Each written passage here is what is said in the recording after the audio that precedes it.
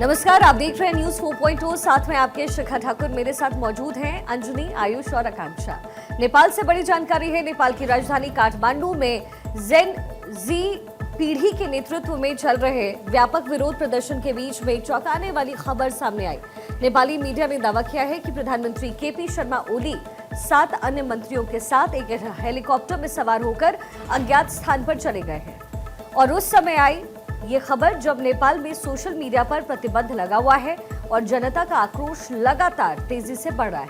प्रदर्शनकारी भ्रष्टाचार के खिलाफ और युवाओं के लिए अधिक उत्तरदायी सरकार की मांग कर रहे हैं। नेपाली कांग्रेस ने भी सरकार से अपना समर्थन वापस लिया। स्थिति तनावपूर्ण इस समय नेपाल में है और संसद भवन को प्रदर्शनकारियों ने घेर रखा है और अपुष्ट सूत्रों के मुताबिक ओली ने भी दबाव में आकर के प्रधानमंत्री पद से इस्तीफा दे दिया और उनके देश छोड़ने की अटकलें तेज है। हालांकि इसकी आधिकारिक पुष्टि अभी तक हुई नहीं है। और इसी बीच काठमांडू के मेयर बालेन शाह ने प्रदर्शनकारियों से सार्वजनिक संपत्ति को नुकसान न पहुंचाने की अपील भी की है। राजधानी काठमांडू समेत देश भर में सोशल मीडिया प्रतिबंध और भ्रष्टाचार के खिलाफ शुरू हुआ जन आंदोलन अब हिंसक विद्रोह में बदल चुका है। सोमवार को भी हजारों युवाओं, विशेष रूप से जनजी पीढ़ी ने सड़कों पर उतरकर सरकार के खिलाफ प्रदर्शन किया, जो देखते देखते उग्र हो गया। प्रदर्शनकारियों ने संसद भवन पर धावा बोला, आगजनी की, कई सरकारी इमारतों को टारगेट किया। पुलिस और सेना की सख्त कार्रवाई के बावजूद आंसू गैस, रबर बुलेट्स और गोलीबारी का इस्तेमाल भी किया गया। इसमें कम से कम 20 लोगों की मौत हुई, सैकड़ों लोग घायल हुए। हिंसा की जद में संसद भवन, साथ ही प्रधानमंत्री केपी शर्मा ओली, राष्ट्रपति रामचंद्र पौडेल के आवास भी आए, जहां प्रदर्शनकारियों ने आगजनी कर दी। कई मंत्रियों, जिनमें गृह मंत्री रमेश लेखक, कृषि मंत्री रामनाथ अधिकारी और स्वास्थ्य मंत्री प्रदीप पौडेल ने इस्तीफा दिया और सरकार की नीतियों के विरोध में इस्तीफा दे दिया है। सेना ने काठमांडू में कर्फ्यू लगा दिया, हालात नियंत्रण में करने की कोशिश की, लेकिन प्रदर्शनकारी लगातार उग्र बने हुए हैं। सोशल मीडिया पर प्रतिबंध ने इस आंदोलन को भड़काने में मुख्य भूमिका निभाई और जिसे सरकार ने देश विरोधी गतिविधियों को रोकने के लिए लगाया था। युवाओं का कहना है कि ये प्रतिबंध उनकी अभिव्यक्ति की आजादी पर हमला है और वो भ्रष्टाचार, बेरोजगारी, भाई भतीजावाद के खिलाफ लड़ रहे हैं। नेपाल में हो रहे आंदोलन के बीच भारतीयों के लिए भी दूतावास ने हेल्पलाइन नंबर जारी किया है। Helpline number 9770-980-860-2881। इसके अलावा एक और नंबर आप नोट करिए, 9779810326-134। तो देखिए, सरकार ने देर रात सोशल मीडिया प्रतिबंध हटा लिया था हालांकि, लेकिन प्रदर्शनकारियों का गुस्सा अभी भी शांत नहीं हुआ है। कई शहरों में हिंसा फैल चुकी है और प्रदर्शनकारी अब अंतरिम सरकार के गठन और जल्द ही चुनाव की मांग कर रहे हैं। नेपाली कांग्रेस और अन्य विपक्षी दलों ने सरकार को भंग करने की भी यहां पर मांग की है, जबकि राष्ट्रीय स्वतंत्र पार्टी के 21 सांसदों ने भी सामूहिक इस्तीफे की घोषणा कर दी है। हिंसा में मरने वालों की संख्या और घायलों की स्थिति को लेकर सरकार ने जांच समिति बनाने का वादा किया, लेकिन जनता का आक्रोश थमने का नाम नहीं ले रहा है।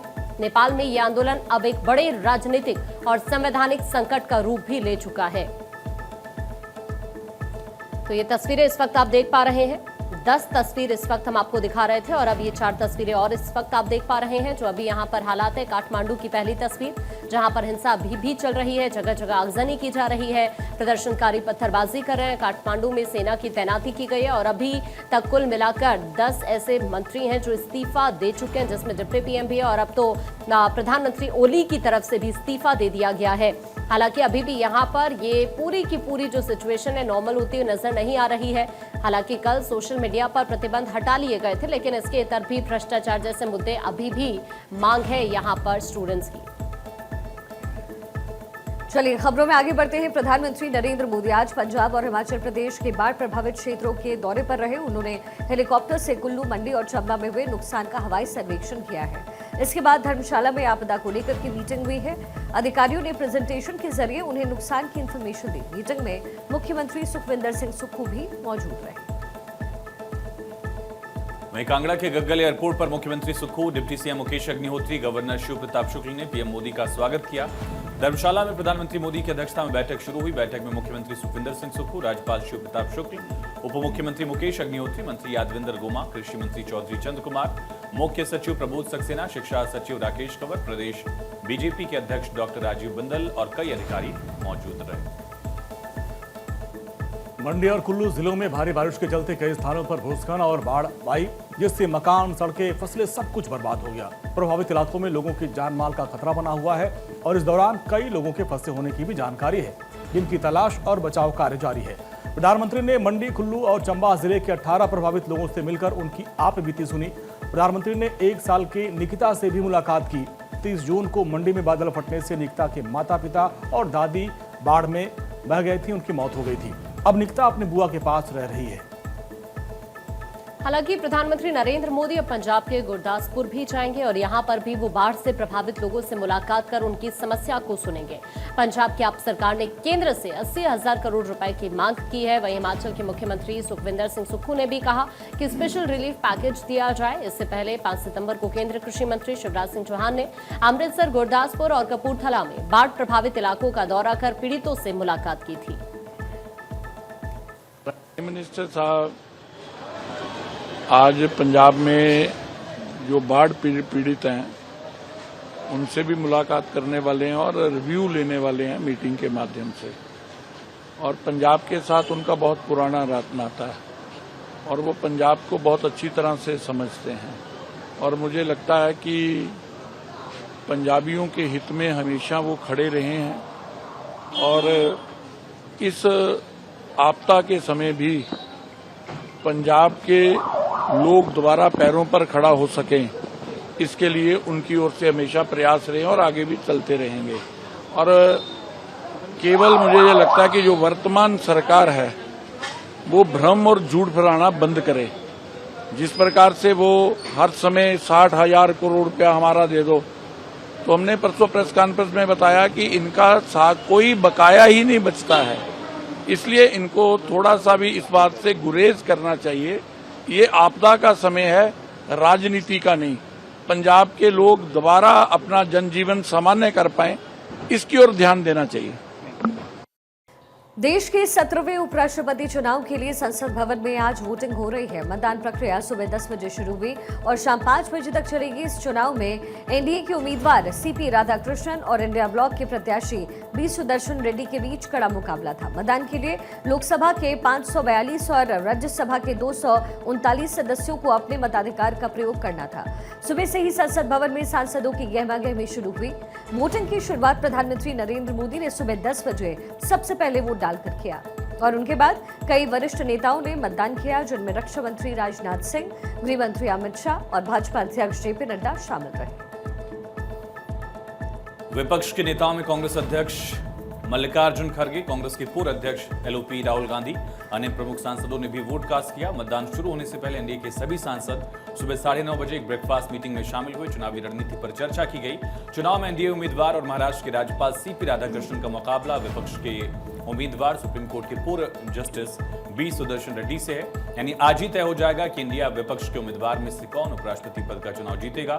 एनडीए के उम्मीदवार महाराष्ट्र के राज्यपाल राधाकृष्णन, विपक्षी दल इंडिया ब्लॉक के उम्मीदवार सुप्रीम कोर्ट के पूर्व न्यायाधीश बी सुदर्शन रेड्डी के खिलाफ बढ़त बना सकते हैं। हालांकि क्रॉस वोटिंग की भी आशंकाएं हैं और इसमें दल बदल कानून नहीं लगता। अभी प्रतिपक्ष के जितने भी नेतागण हैं उन सबको धन्यवाद। सर कितने आश्वस्त हैं आप जीत को लेकर? पूरा सर माइक थोड़ा पीछे कर लो। तो यार क्या पूरा हम तो इलेक्शन जीतने वाले हैं। और सर अंतरात्मा की बात आपने की है, क्या लगता है क्रॉस वोटिंग होगा? क्रॉस वोटिंग का शब्द आज तक मैं कभी इस्तेमाल करें, मैं सिर्फ अंतरात्मा की आवाज को जगाने के लिए कोशिश कर रहा था। I did not say there will be cross voting. I don't know sir, अगर आप व्हाट इज जीतते हैं क्रॉस तो क्या वोटिंग। कहेंगे सर? प्रायोरिटी क्या होगी आपके जीतने के बाद? अब इससे पहले बात कर चुके हैं ना लेकर उसका। होम मिनिस्टर ने बहुत सारी बातें कही। सर अब क्या पूछ रहे हैं भाई? अब क्या पूछ रहे हैं आप? कितने दिन के बाद आप पूछ रहे हैं? रोज बोलते रहूंगा क्या मैं वही बात को? Thank you. मतदान की प्रक्रिया पूरी तरीके से गुप्त है और जैसा कि संसदीय नियमों के तहत निर्धारित है, सांसदों को इस चुनाव में किसी भी व्हिप के लिए बाध्य नहीं होना पड़ता है और वो अपने विवेक से वोट डाल सकते हैं। शाम 5 बजे मतदान समाप्त होने के बाद मतगणना शाम 6 बजे शुरू हो जाएगी और चुनाव के नतीजे इसका घोषणा शाम तक होने की उम्मीद है। इससे साफ हो जाएगा कि देश का 17वां उपराष्ट्रपति कौन होगा। election is taking place. It is going to be a big victory for the Indian nationalism. We all are one. We will be one. India, we want to be the Vikshit Bharat, and all the victory will lead towards that. तो देखिए, मतदान के दौरान संसद भवन में सुरक्षा के कड़े इंतजाम किए गए हैं। चुनाव आयोग और संसदीय अधिकारियों की देखरेख में पूरी की पूरी प्रक्रिया शांतिपूर्ण तरीके से यहां पर की गई। सभी दलों के सांसद मतदान में बढ़ चढ़कर हिस्सा लेते हुए यहां पर नजर आ रहे हैं, जो देश की लोकतांत्रिक प्रक्रिया में उनकी आस्था को भी दर्शाता है। नतीजे आने के बाद विजेता उम्मीदवार अगले 5 सालों के लिए देश के दूसरे सर्वोच्च संवैधानिक पद को संभालने वाले हैं। चलिए अब खबरों में और आगे बढ़ते हैं और जिक्र करते हैं हिमंता बिस्वा शर्मा का, जिन्होंने अपने एक्स पोस्ट में गुवाहाटी के बोरबारी पहाड़ी की फिर से हरी भरी होने की तस्वीरें साझा की। 2 साल पहले यानी कि 2023 में ये पहाड़ी बिल्कुल खाली और सूखी थी, लेकिन अब 2025 में ये फिर से एक शानदार जंगल में तब्दील हो गए। उन्होंने ड्रोन की तस्वीरें दिखाकर ये साबित किया है कि कैसे उनकी सरकार ने वादा किया और उसे पूरा किया। ये देख करके लोग बहुत खुश हैं और ये काम उनकी मेहनत का नतीजा है। इस पहाड़ी को फिर से हरा भरा करना सिर्फ एक प्रोजेक्ट नहीं, बल्कि पूरे असम में पर्यावरण को बचाने की एक बड़ी मुहिम का हिस्सा है। सरकार ने यहाँ 1400 पेड़ लगाए, जिससे न सिर्फ पहाड़ी का नजारा बदला, बल्कि पूरा इलाका भी ज्यादा हरा भरा हुआ। ये काम गुवाहाटी को एक नया लंग्स देने के लिहाज से अहम हो जाता है, जिससे शहर की हवा साफ रहेगी, लोगों को फायदा होगा। इसके अलावा गुवाहाटी में और भी कई बदलाव हो रहे हैं। सरकार ने डीजल बसों को खत्म करने का प्लान किया है। अब इलेक्ट्रिक और सीएनजी बसें चल रही हैं। इसका मकसद 2026 तक डीजल बसों को पूरी तरीके से बंद करना है, ताकि प्रदूषण कम हो, शहर ज्यादा हरा भरा हो और ये सब मिलकर एक बड़ा बदलाव ला सकें, जो आने वाले वक्त में लोगों की जिंदगी को और बेहतर बनाएगा। कुल मिलाकर ये पोस्ट दिखाती है कि कैसे एक छोटी सी पहाड़ी को फिर से जिंदा किया जा सकता है और कैसे सरकार की मेहनत से पर्यावरण को बचाया भी जा सकता है। ये सिर्फ गुवाहाटी के लिए नहीं, बल्कि पूरे देश के लिए एक मिसाल है कि हम अपने आसपास के पर्यावरण को कैसे सुधार सकते हैं। हिमंता बिस्वा शर्मा की ये पहल लोगों को प्रेरित करती है कि हम सब मिलकर प्रकृति को बचाने में मदद कर सकते हैं। मंगलवार को हुई नीतीश कैबिनेट की बैठक में बिहार सरकार ने जनता के कल्याण और राज्य के विकास के लिए कई महत्वपूर्ण योजनाओं को मंजूरी दी है। बैठक में कुल 25 एजेंडे पर मुहर लगाई गई, जिनमें आंगनबाड़ी सेविका और सहायिका के मानदेय में वृद्धि, ग्रामीण क्षेत्रों में पेयजल और स्ट्रीट लाइट की व्यवस्था और नए शब्दागृहों का निर्माण जैसी जो योजनाएं हैं वो बनाई गई हैं। इन फैसलों से राज्य के लाखों लोगों को सीधा सीधा फायदा होने की उम्मीद है। वहीं कैबिनेट के सबसे महत्वपूर्ण फैसलों में से एक आंगनबाड़ी सेविका और सहायिका के मानदेय में बढ़ोतरी। सरकार ने आंगनबाड़ी सेविकाओं का मासिक मानदेय बढ़ाकर 9,000 रुपए और सहायिकाओं का मानदेय बढ़ाकर 4,500 रुपए किया। इस बढ़ोतरी के लिए 345 करोड़ 19 लाख रुपए की राशि स्वीकृत की गई। ये कदम आंगनबाड़ी कार्यकर्ताओं के जीवन स्तर को सुधारने, उनके महत्वपूर्ण कार्य को प्रोत्साहित करने की दिशा में एक अहम कदम है। कल्याण विभाग का अगला एजेंडा था, जिसके अंतर्गत ICDS के तहत आंगनवाड़ी सेविका एवं सहायिका के मानदेय में वृद्धि की गई। इसे 7,000 से बढ़ाकर के 9,000 और सहायिका का मानदेय 4,000 से बढ़ा के 4,500 निर्धारित किया गया। इसे 1 सितंबर 2025 से प्रभावी किया गया। इसके अलावा सरकार ने राजस्व और भूमि सुधार विभाग में 3,303 अतिरिक्त राजस्व कर्मचारियों को भी पदों को मंजूरी दी। इस फैसले से भूमि से जुड़े प्रशासनिक कार्यों में बहुत तेजी आएगी। आम लोगों को अपनी जमीन के मामलों को निपटाने में सहूलियत होगी। इससे राज्य की राजस्व प्रणाली भी मजबूत होगी। ये निर्णय ग्रामीण क्षेत्रों में प्रशासनिक दक्षता को बढ़ाने और सरकार के प्रयासों को दर्शाता है। कुछ अन्य महत्वपूर्ण फैसलों में ग्रामीण पेयजल योजना और जीविका मुख्यालय के निर्माण, कन्या विवाह मंडपों, 16 स्ट्रीट लाइट्स और शब्दगृह की निर्माण की योजना भी शामिल है। इन परियोजनाओं का उद्देश्य ग्रामीण और शहरी दोनों क्षेत्रों में बुनियादी सुविधाओं को बेहतर बनाना है। सरकार के ये फैसले जन केंद्रित विकास को बढ़ावा देने और बिहार को एक विकसित राज्य बनाने की दिशा में एक महत्वपूर्ण कदम है। चलिए आगे बढ़ते हैं। बिहार चुनाव में सीट शेयरिंग के मद्देनजर कांग्रेस आलाकमान ने एक महत्वपूर्ण बैठक बुलाई है। मंगलवार की शाम दिल्ली में कांग्रेस के पूर्व अध्यक्ष राहुल गांधी और वर्तमान अध्यक्ष मल्लिकार्जुन खड़गे ने बिहार कांग्रेस के वरिष्ठ नेताओं के साथ बैठक करने वाले हैं और इस बैठक का मुख्य उद्देश्य सीटों के बंटवारे पर आरजेडी के साथ चल रही खींचतान को सुलझाना और चुनावी रणनीति पर चर्चा करना है।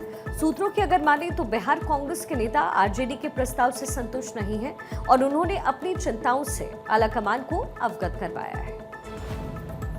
ये बैठक महागठबंधन के भविष्य के लिए बेहद अहम है। अगर दोनों जल्द ही सीटों के बंटवारे पर किसी समझौते पर नहीं पहुंचते हैं दल, तो इससे चुनाव से पहले ही महागठबंधन की एकता कमजोर हो सकती है। हालांकि दोनों ही पार्टियां जानती हैं कि एकजुट होकर ही वो एनडीए को कड़ी टक्कर दे पाएंगे।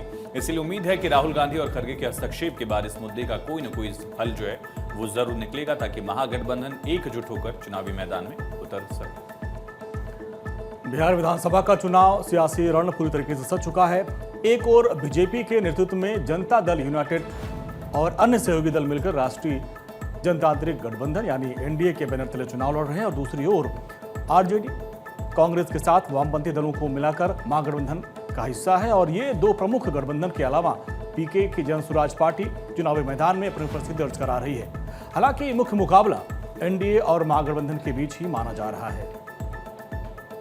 महागठबंधन में फिलहाल सबसे बड़ी चुनौती सीट शेयरिंग को लेकर है। सूत्रों के मुताबिक आरजेडी जो खुद को महागठबंधन में बड़े भाई की भूमिका में मानती है, कांग्रेस को उतनी सीटें देने के लिए तैयार नहीं है जितनी कांग्रेस चाहती है। ये गतिरोध दोनों पार्टीज के बीच अंदरूनी संघर्ष को बढ़ा रहा है। अतीत में भी दोनों दलों के बीच सीटों के बंटवारे को लेकर खींचतान देखी गई है। आरजेडी का यह मानना है कि पिछले चुनाव में कांग्रेस का प्रदर्शन निराशाजनक रहा है, इसीलिए उसे कम सीटों पर ही संतोष करना चाहिए।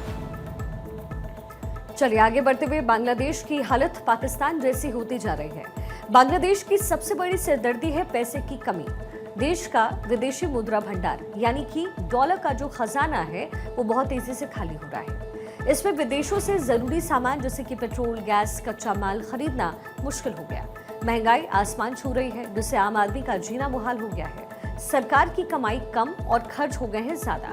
और इस आर्थिक तूफान से निपटने के लिए बांग्लादेश अंतर्राष्ट्रीय मुद्रा कोष यानी IMF जैसी बड़ी संस्थाओं को मदद उससे मांग रहे हैं, यानी इंटरनेशनल मॉनेटरी फंड से मदद मांगी जा रही है। इस मुश्किल से बाहर निकलने के लिए बांग्लादेश को बहुत बड़े कर्ज की जरूरत है। खबरें हैं कि बांग्लादेश सरकार IMF से 30 अरब डॉलर लगभग 2.5 लाख करोड़ रुपए की भारी भरकम रकम कर्ज के तौर पर मांग रही है। हालांकि रकम बहुत बड़ी है, IMF इतनी आसानी से इसे देने के लिए तैयार नहीं है। अब तक उसे IMF से कुछ अरब डॉलर की मदद जरूर मिली, जो ऊंट के मुंह में जीरे के समान है। IMF कर्ज देने से पहले सरकार को आर्थिक सुधार करने और कड़े नियम लागू करने के लिए लगातार कह रहा है। बांग्लादेश की मुसीबतों को जलवायु परिवर्तन और बढ़ा रहा है। ये दुनिया के उन देशों में से है जहां बाढ़, तूफान और समुद्र का जलस्तर बढ़ने का खतरा सबसे अधिक रहता है। हर साल आने वाली इन प्राकृतिक आपदाओं से उसकी खेती और अर्थव्यवस्था को हजारों करोड़ का नुकसान होता है। एक तरफ देश को विकास के लिए पैसा चाहिए और दूसरी तरफ उसे हर साल आपदाओं से निपटने में ही बड़ी रकम खर्च करनी पड़ती है। ये दोहरी मार बांग्लादेश की कमर तोड़ रही है, उसे कर्ज के जाल में और गहरा ढकेल रही है। बांग्लादेश इस समय एक दोराहे पर खड़ा है। कुछ ही समय पहले वहां छात्रों और जनता ने मिलकर एक बड़ा आंदोलन किया था, जिसके दबाव में तत्कालीन प्रधानमंत्री शेख हसीना को अपनी कुर्सी तक छोड़नी पड़ गई थी। अब देश की बागडोर मशहूर अर्थशास्त्री और नोबेल पुरस्कार विजेता डॉक्टर मोहम्मद यूनुस की अंतरिम सरकार के हाथों में है और उनका मुख्य काम देश के बिगड़े हुए हालात को सुधारना और जल्द से जल्द निष्पक्ष चुनाव कराना है। लेकिन ये काम आसान नहीं है, क्योंकि देश राजनीतिक रूप से तो अस्थिर है ही, साथ ही आर्थिक रूप से भी कंगाल होने के कगार पर है। और चलिए इसी के साथ फिलहाल वक्त एक छोटे से ब्रेक का, फौरन होंगे हाजिर।